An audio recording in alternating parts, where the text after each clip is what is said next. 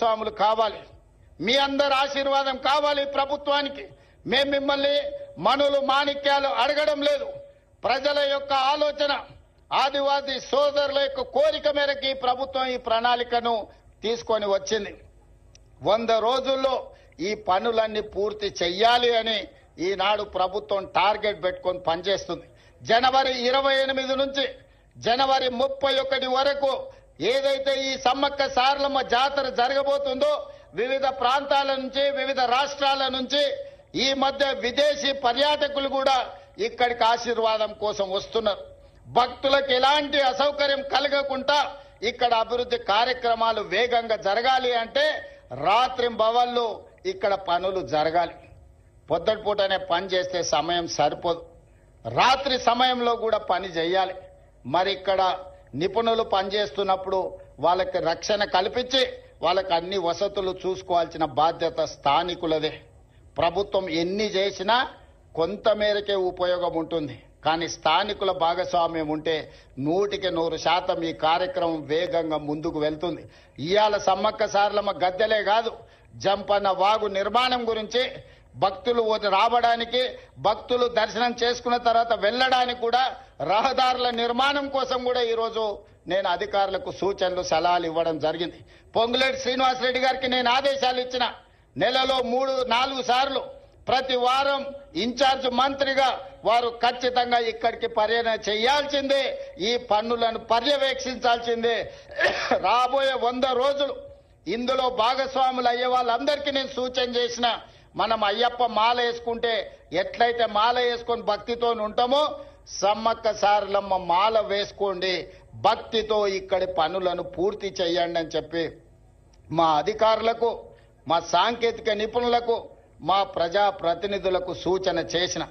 అందుకే మిత్రులారా, మళ్ళీ పూర్తి చేసుకున్న తర్వాత ఈ ప్రాంగణానికి నేను వస్తా. ఈసారి జాతరను అద్భుతంగా చేసుకుందాం.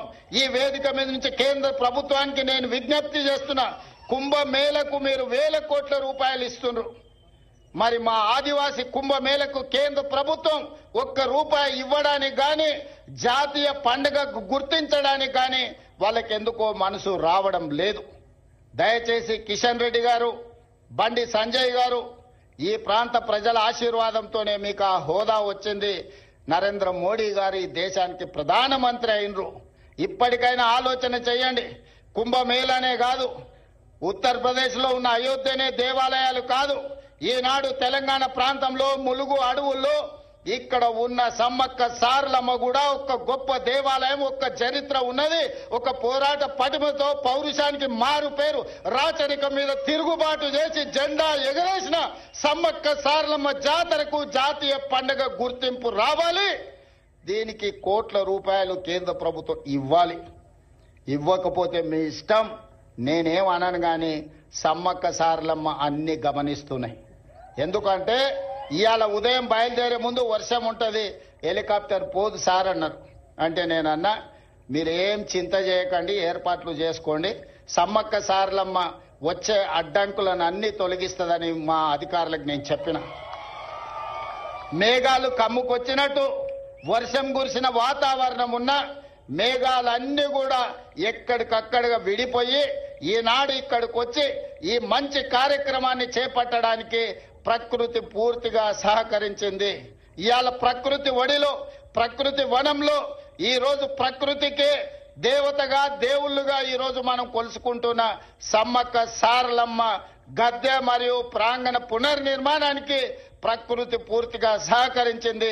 సమ్మక్క సారలమ్మలు ఆశీర్వదించారు. ఇక మనం ఈ సంకల్పం తీసుకొని కార్యక్రమం పూర్తయ్యే వరకు మనందరం కష్టపడి పనిచేద్దామని తెలియజేస్తూ మీ అందరి దగ్గర సెలవు తీసుకుంటున్న ధన్యవాదాలు మిత్రులారా.